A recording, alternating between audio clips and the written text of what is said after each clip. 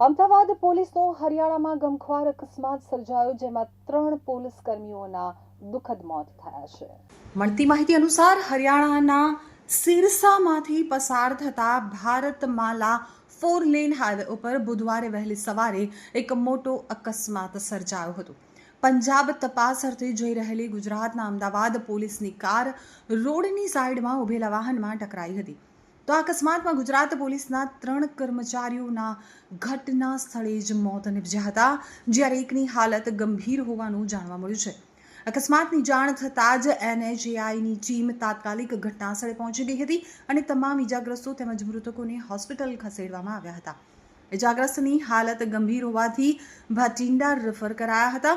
તો આ મામલે હાલમાં ડબવાલી પોલીસ તપાસ કરી રહી છે અને ગુજરાત પોલીસ પણ આ મામલે તેની સાથે સંપર્કમાં હોવાનું જાણવા મળ્યું છે. તો અમદાવાદથી રામોલ પોલીસ ગુજરાતથી કેસની તપાસ અર્થે પંજાબ જઈ રહી હતી. તે દરમિયાન રસ્તામાં ગુજરાત પોલીસની કાર રોડની સાઈડમાં ઊભા ટ્રેલરની પાછળ ઘૂસી જતા 3 પોલીસ કર્મીઓના ઘટના સ્થળે જ મોત નિપજ્યા હતા.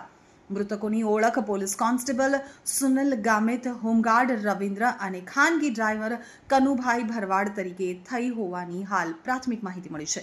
તો આ અકસ્માતમાં રામોલ પોલીસ મથકના PSI JP સોલંકીને પણ ગંભીર ઇજાઓ પહોંચી છે. અકસ્માતના પગલે પોલીસ બેડામાં શોકનો માહોલ છવાયો છે.